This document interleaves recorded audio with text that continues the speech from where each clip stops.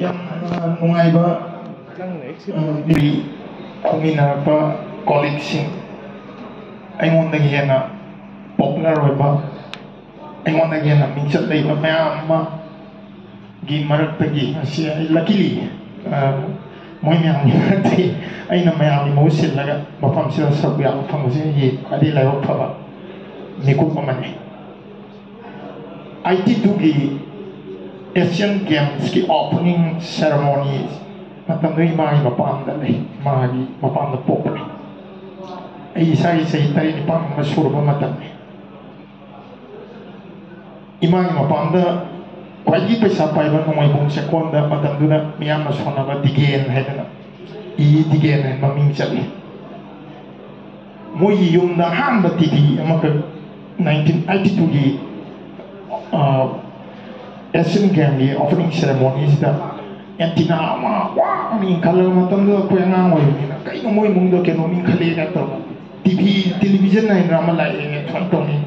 act le kai me abi hubsat laga sian thal laga yeng ba ai jo ngang ma yaw gi sumang ji da puthoga sabolo wai adi signal ko na sabolo wai ai na signal yam phang da gi solai kari to ga yam siang da na yeng gi bai ta adu jo mu like TV angang jing mi yaman ni dana angang gai yeng ya roi angang gai ta thor yaw ki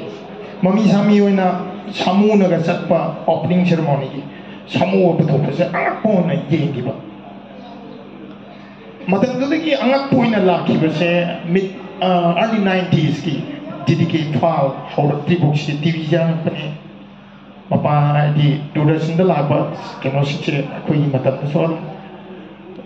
yung mama da lekai on TV malay da pulak sataga yeng no ba ibung duna ga yeng hanang tra na yam ning makai na ga hanar pa si yam tu thopa angak pa mane aduga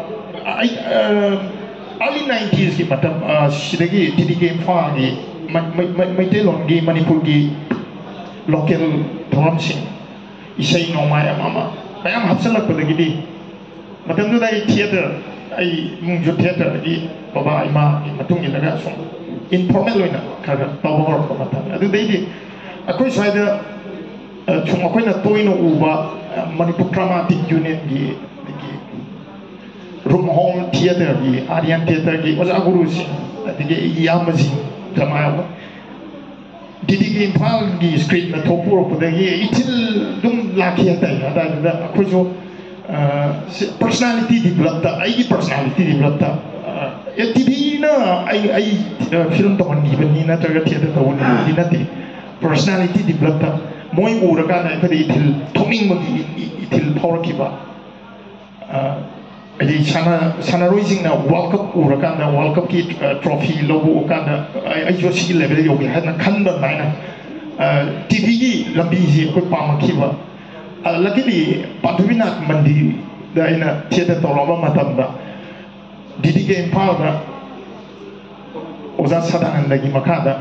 mime play maka utpa thangi adu mime hai jimang to mai da mo wa at salaga kana no khang da ba thok ra da mime play si record to le adu ga telecast to ka da banu ni as ngai yumna yeni matam du da ai mai play la toi ni ga loi ma yeng haning ba koloki kai gi na si power sando pa moi de interest lai lai tra so dialogue yok da ba body language na sana ni mai na si do to mai musim mon hal ngok sok mon la ga mai do la kana 10 minutes ka ki am tien ma mai do group when the top ni ko la kana ai je sana identify to ying mi jing nang kana ho krai or ge na hai ku manung de heo film ni kum bai ba ta lai sumaina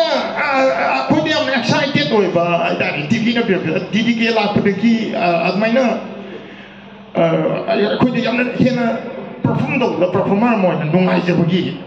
am kan ka sang sam tang phang na di television yo phang na di sigi mang gi mang ga laki ya say Tong Bal Krishna Zaibi ICTV Shin la kan na di ai gi hamba theater gi play Shin TV broadcast telecast tauki ini saya Patwinat Mandi ya itu das sampai na place aina protagonis oina sanagi asal tu lah kau itu ibu lah kali emang ini tidak tahu ni saya kau je lokal lagi meeting sendiri yang dia sana aspon ini kumba drama lah kan emang dah ya personality dah ini hanya ini personality dah yang kana babi lah tadi mana semua kau itu semua lah ya Europe pada ini ini program yang tu ini ubah panggil semua peacemaker artist association ni nama ini powder semua sini pada tuk lau ini apa dialog sini aku ini local division yang jadi na promote tu pilih ada macam lah pada jadi film ni Hujungnya laman na namu isai tu ndi kai mama fall yang mulai bangna aina sudah saya tahu ni covid tegi pandemic tegi usi pau je sei mari gaya le babu ka ko ni la thong na ko sei mari yala ko ni mani covid tegi dia ko ni cinema hall su si le loi na thok le media mon de le ko ni screen ko ni sabsi una na ba ya no si le Objeknya juga Manipuri TV channel, local TV channel sini tadi. Aku ibu hingal laga tampil ada. Film tu jadi apa jadi TV je, objek channel sini tu soalnya kuali maru ini tampilnya. Yang mengenai dapat boni, ada artis semua ini, boni pun sida tinggal kiba awal ba amasung mengenai ba kita tak macam dah tampilnya bahasa. Yang 10 minit ki slot ni na punya orang ngai sidi kena lain ni adum struggle torok pa sidi yang tengah razan ya kena sigi lambi sidi yang iseng tengah jadi artis sidi tamu ina biba mak apa na pani ani ti tengah gamari ya ko dia ada jadi common sense na yahan lu sigi mak pi tu babong pi tu ni babong na recognize to ba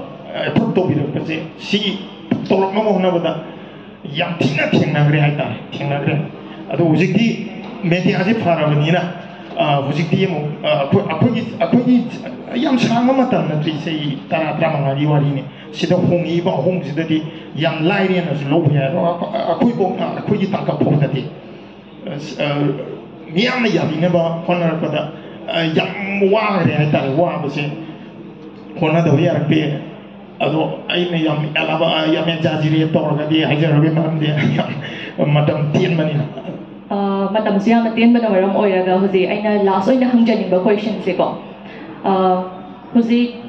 Manipur sida Mei kita ahum dagi hauraga, huzi khater puzzle Irang se adum cathari hai betare huzi bokta tangtu data tapi pipam mamada lagi, aduda bonina television ki through da kadai phauba peace and harmony porakani haina khanbi bagi aikogi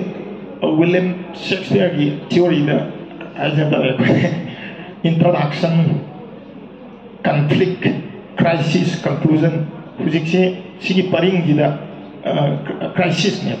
conclusion dia nak adile conclusion side panau haja buta conclusion ni introduction pina kana lakta ba ke dogi introduction ama matam sang ati gre madungi manungda adigi conflict ama matam sang lai gre crisis ne climax ni conclusion laktor ba akoi praja mo panjang se miya masu confusion ne bede koi kai conclusion ni kai conclusion ni laktoi ni capsule laktoi no adugi confusion lu da ne akoi ngasi uji lai ni uji kai yanari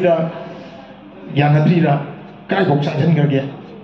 pora mangda mangra tan praja myam akoi ngasi lel se sigi conclusion je lakdau di le re lan dau da di ngasi ya ngasi William Shakespeare di interaction conflict crisis conclusion catastrophe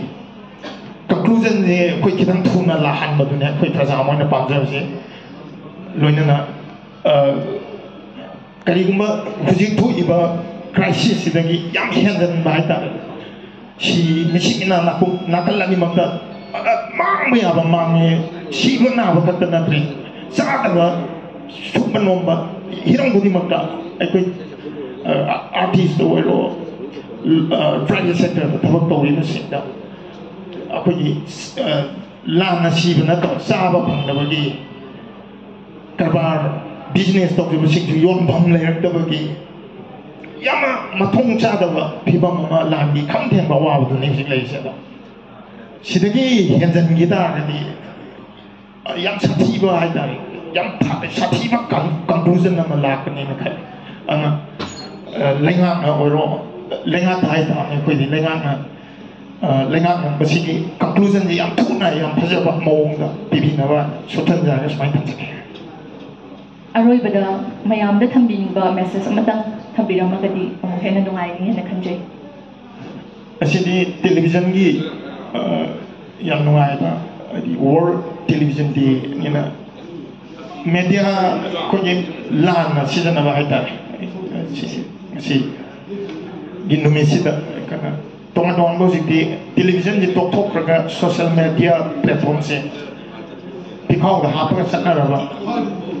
ko ni media si ka yana la tok ba television di nai na ja ya matam ne ko na television na la pa entertainment program boiro news ki boiro intellectual discussion boiro sport ki event sing boiro loina mak se sensor to la tha habdi itik sama yauna ya ba henjan na ba sigi wang ma da akoi ngasi ai ngasi si pham ji pham no na ngasai ukti myun chong ni ne ba ado phone ma ta pa kala smai ni yenga pang ang bu di adu da ne bas lebar kai swai kita control dominasi sensor to ba TV channel am le Manipur na oji popular TV local channel ni sida loina pang pau entertainment solong doina ming hogalang di bana jing solong doina ming chamin na sa wa thagachari ngasi all Manipur working journalists union na chahi ama chupna pangthok chariba golden jubilee celebration asiga iroina na pangthok chariba world television day asida lengbi rakhiba khwaipum na mapu thagat fongdok chari aduga boni busu thagat fongdok chari